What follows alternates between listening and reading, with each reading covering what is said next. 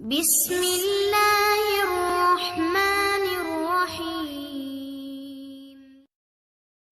Welcome to our YouTube channel Faiz study panel. मैं हूं फैज़ुल्ला।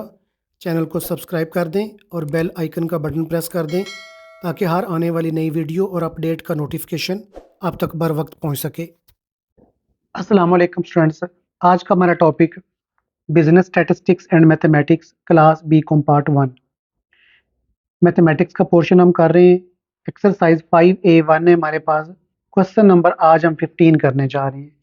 तो मैं क्वेश्चन रीड करता हूँ, ज़रा तवज्जो कीजिएगा। A factory produces an average of 1 defective unit after 100 non-defective units. एक फैक्ट्री जब एक 100 यूनिट्स बना लेती है ना, बिल्कुल ठीक यूनिट्स, उसके बाद 1 डिफेक्टिव यूनिट्स, एक यूनिट वो डिफेक्टिव बना देती है। The cost of producing 1 unit is ₹15। एक यूनिट बनाने के ऊपर जो उनको कॉस्ट आती है, जो उनकी लागत है, जो खर्चा है, वो 15 रुपए का है। The defective unit also cost ₹15। वो जो डिफेक्टिव यूनिट बनता है उसके ऊपर भी कॉस्ट 15 रुपीज़ ही आती है। बट सोल्ड एज स्क्रैप, लेकिन उसको कबाड़ के तौर पर बेचा जाता है फॉर ₹5, 5 रुपए का। Determine the selling price of the non defective units. जो नॉन डिफेक्टिव यूनिट्स हैं, जिनके अंदर डिफेक्ट नहीं होता, उनकी सेलिंग प्राइस मालूम करनी है। If the manufacturer wants to earn a profit of 25% of total sale, वो जो प्रोड्यूसर है, जो चीज़ें बना रहा है, मैन्युफैक्चरर है, अगर वो 25% प्रॉफिट हासिल करना चाहता हो टोटल सेल का। तो क्वेश्चन के सॉल्यूशन की तरफ चलते हैं। यहाँ पर हमारे पास आ गया let selling price of non defective unit, जो यूनिट हमारा डिफेक्टिव नहीं है।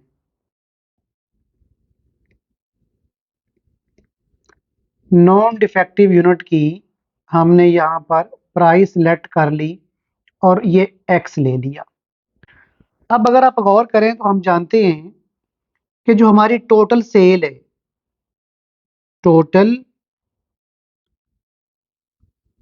सेल इक्वल होती है, ये किसके इक्वल होती है? टोटल कॉस्ट, जो चीज़ें बनी हैं उनके, प्लस प्रॉफिट, जितना हमारा प्रॉफिट है उसके। यानी जब हम प्रॉफिट को और बनने वाली चीज़ की कॉस्ट को, जब दोनों चीज़ों को ऐड कर देते हैं, तो वो हमारे पास टोटल सेल के इक्वल आ जाता है। अब ये एक फॉर्मूला लिखा है, इस फॉर्मूला के मुताबिक मैं अब अपनी वैल्यूज़ पुट करने लगा हूँ। तो ज़रा मुखातब होइएगा, तवज्जो कीजिएगा। टोटल सेल, क्वेश्चन की तरफ आप आए। टोटल सेल हम किस तरह जो है ना वो कैलकुलेट करेंगे। 100 नॉन डिफेक्टिव यूनिट्स बनते हैं, 100 नॉन डिफेक्टिव यूनिट्स। इसका मतलब हमारे नॉन डिफेक्टिव यूनिट्स 100 ये आ गए, लेकिन ये तो नॉन डिफेक्टिव यूनिट्स 100 लिखे। अब एक यूनिट की, नॉन डिफेक्टिव जो एक यूनिट है उसकी प्राइस कितनी है, तो प्राइस के साथ हम मल्टीप्लाई कर देंगे। तो यहाँ पर हमारे पास ब्रैकेट में आ जाएगा एक्स, यानी ये 100 हमारे यूनिट्स बने नॉन डिफेक्टिव, ये एक की प्राइस थी, दोनों को हमने यहाँ पर मल्टीप्लाई कर दिया।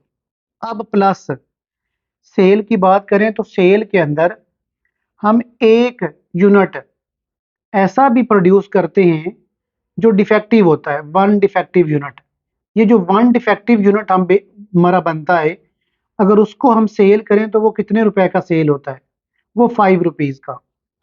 तो ये वाली सेल तो हमारी होगी नॉन डिफेक्टिव यूनिट्स की, और प्लस 5 रुपीज़ हमें उस यूनिट के मिलेंगे जो हमारा डिफेक्टिव होगा। अब कॉस्ट की तरफ चलते हैं। इक्वल टू कॉस्ट, कॉस्ट कैसे कैलकुलेट करेंगे? अब अगर आप गौर करें तो वो कह रहा है कि एक यूनिट प्रोड्यूस करने पे हमें टोटल कितने रुपए लगते हैं? 15 रुपए।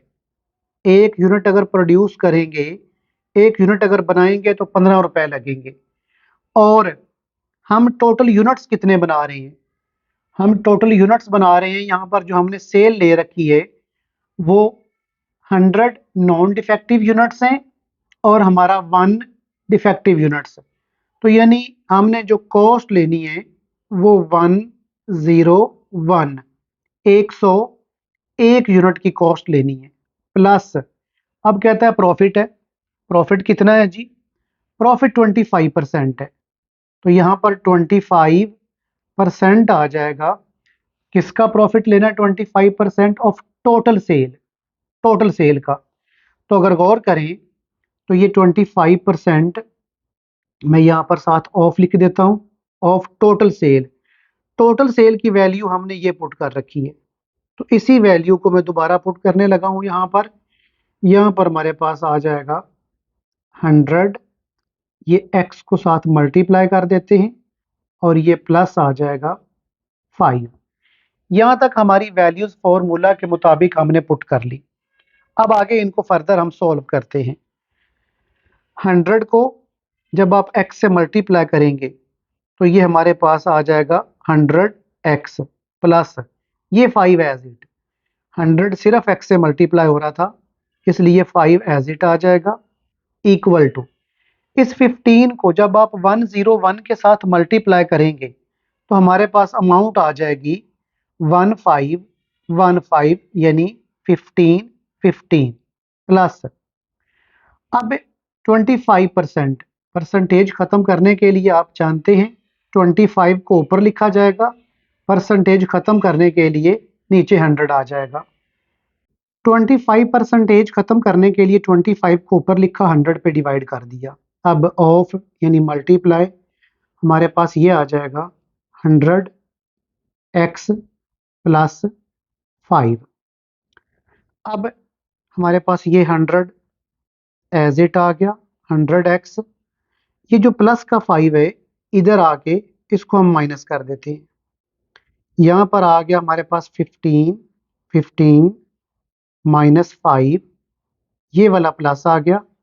जब आप 25 को 100 पे डिवाइड करेंगे तो हमारे पास यहाँ पर आ जाएगा 0.25 इंटू ये हमारी अमाउंट आ जाएगी 100x प्लस 5।